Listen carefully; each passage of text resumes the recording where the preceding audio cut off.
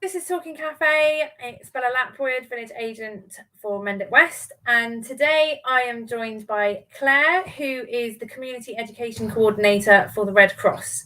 Claire is going to discuss some courses that they're running, which is a first aid course and some wellbeing courses. So over to you, Claire, and you can tell us all about them. Okay, well, hello everybody. Yes, as Bella said, my name's Claire. I work for the Red Cross as a Community Education Coordinator, and I am here to talk about the various workshops that we have on offer for people within our local community. So first and foremost, we have our first aid, which is probably our most popular workshop, the one that more people tend to sign up to. And this is what we call our everyday first aid. It's a first aid course designed to teach people the very basic skills. So we cut out all the technical jargon associated with perhaps first aid at work courses, and we keep things really, really simple, focusing on one or two key actions to take in a first aid emergency. But also looking at the items that we have around us that we can use to assist us in helping people in those emergencies. So we don't look at first aid kits. We look at those everyday, hence the title Everyday First Aid, those everyday items that we have around us at home, clothing that we might be wearing, items we might be carrying in our bags that can be used to help in different first aid emergencies. So we usually cover about 5 or 6 skills within our sessions. Our face-to-face sessions tend to be about an hour and a half long. During lockdown, we developed our delivery to include digital delivery, and those sessions are about an hour in length. And we can deliver those either via Zoom or Teams, whatever the platform is of your choice. And that way we're able to reach much more people as well, because we can have people phoning in from their own devices individually. We can deliver to a venue, so you're all at the venue. We can be zoomed into to your venue and deliver to larger groups of people in that way as well. So the basis of our first aid is to keep things really, really simple and to educate people on the very basic skills of first aid, to equip them with the knowledge that they might need to help people within their local community.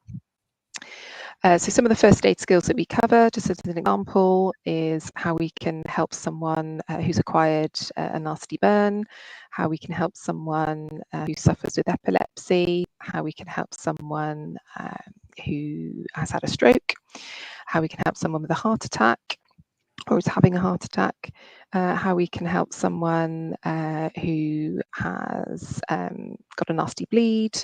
Just a few examples of some of the topics that we cover. We tend to try and tailor them to the group that we're delivering to.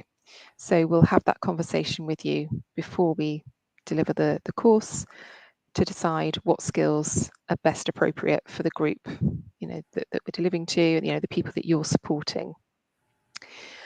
So face-to-face, it's very kind of activity-based. So we will come along with various props and Annie dolls to show you how to do chest compressions, how to use a defibrillator, and it's very much learner-led and interactive. We want people to engage and get involved in the activities that we put in front of them. Our delivery online is a very different experience. As I say, we deliver either via Zoom or Teams, and you can join via your own individual tablet, or we can, as I say, be zoomed into a venue of your choice with a much larger group of people. The content is the same pretty much as our face-to-face, but we have online videos instead to be able to educate people on those different topics, because obviously we can't be there in person. We also, during lockdown, we developed another set of workshops. It was recognised that obviously a lot of people found it difficult during lockdown in terms of isolation, loneliness. It was a really difficult time for many of us. We all had to adapt in many ways, lots of challenges that we were facing. So our product development team developed a new set of workshops to address some of those issues, and those would come under our wellbeing workshops. And under those workshops, we offer a loneliness workshop, so exploring loneliness and looking at the different ways in which we can identify loneliness, perhaps in the people that we're supporting, and then how best we can support those people, providing lots of information about further sources of support, contacts, places to go to support people who are feeling lonely. And they're also open to people to join individually as well. So whilst a lot of the focus is based on community groups who support people who might be feeling isolated, there is emphasis put on supporting individuals, so people who may have chosen to join who are themselves feeling lonely. So it's a good way for them to connect with other people as well. So yeah, with that workshop, as I say, we're just exploring the different ways in which we can identify loneliness in people, but also how we can support people if we feel that they are. Just an online workshop, or are you rolling those out to in person as well? We're rolling those out in person as well, the loneliness ones. Now that we're able to return to face-to-face, we are now offering those workshops in person as well. Yeah. One of the other wellbeing workshops that we offer is our Adapt and Recover. So this is looking at the ways in which we adapt and change to challenging situations. So, in particular, obviously with COVID and lockdown, we all had quite a lot of adapting to do. So that workshop is exploring the ways in which we can build resilience in order to better cope with challenges in the future. How we can identify again in others that perhaps they might not be coping, and how we might support those people. We include lots of information about other sources of support, so where to go once we've done the workshop if you wanted to find out more information. And that's kind of in a nutshell what we offer. First aid still tends to be one of our more popular ones. We've delivered to many community groups over the years with our first aid offer, and it's a really good one for communities because it is such a basic approach. So it's very simple first aid skills, nothing too technical to have to think about or remember, just very simple things learn, which then what we hope is in turn it would then give people the confidence to put those skills into practice if ever they needed to act in a first aid emergency. So do those courses cost anything? No, they're absolutely they're free of charge, completely free of charge to the groups. We rely on funding, so on donations to support the projects that we do. So there's no charge to the group or the individuals at all. They're completely free of charge, and that's for all of our workshops, not just the first aid, but the wellbeing as well. And is the first aid, do you get an accredited qualification or anything at the end of that, or is it just a very basic, this is what you do in an emergency situation? There's no qualification at the end of our everyday first aid. No, that's a really good question, Bella. Thank you. It's just to sort of build knowledge. So what we can do, we do issue a certificate of attendance at the end of those sessions, but no, it's not an accredited course. So if you were looking to train a member of staff to be a qualified first aider in the workplace, then this wouldn't be the course for you. This is purely just an educational workshop, so just to improve those first aid skills for people within the community. So you do get a certificate of attendance, so that's something that you can obviously keep hold of and refer back to say, well, yeah, I've done that. I've at least attended a course and I've improved my knowledge. But no, it's not an accredited one. For first aid work, you can find out more information about that on our website. We do courses for first aid at work. Yeah, so to qualify people to be first aiders within their workplace, it's a different thing, but we offer that as well. Right, okay.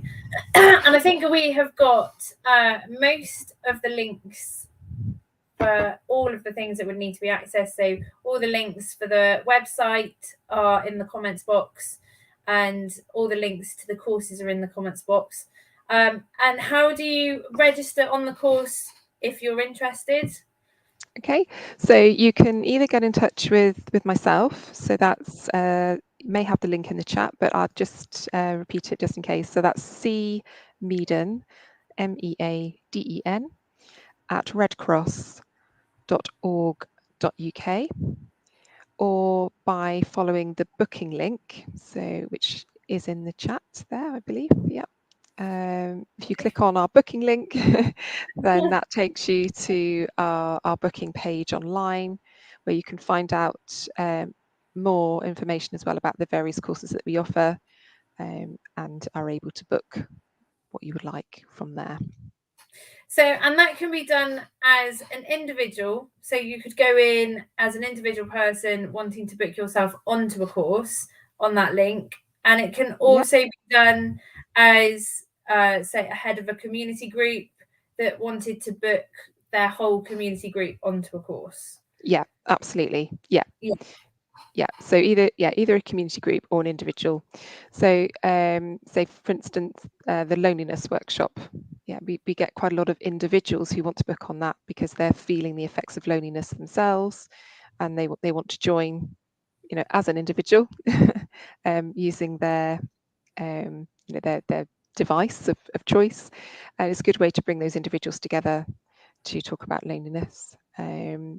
As a group, as a community group, same way, you just use that booking link to arrange a workshop, either face-to-face or digital, for your whole group. And if there is somebody that is not on the internet, can't use the link, is there another way of them registering onto a course? They can get in touch with me, although if they're not online, obviously email probably wouldn't be an option, but I have a contact telephone number, so people can just phone me direct, and we can then look at arranging, a face-to-face course. Obviously would be better for people in that situation. So I am reachable by phone as well as email link. Right, fab. Okay, brilliant. So if there's any questions that come in at a later date, then we will send them your way and hope to get them answered. We haven't got any questions that have come in so far, and I think we've got all the information out there that we need to get out there. We've got a very comprehensive list of links to the courses and a very comprehensive piece of information about the first aid and the wellbeing course. So I think if that's it, if there's nothing else that you need to get across, then we will say bye, and anything that comes in will get answered as soon as possible. Okay, that's great, Bella. Thank you. Thank you for your time, everybody. And please do log on to our website if you're interested at all. They're fantastic workshops, so they're free of charge, and I'm sure you'll find them incredibly useful. Wonderful. Thank you very much, Claire. Okay, thank you, Bella.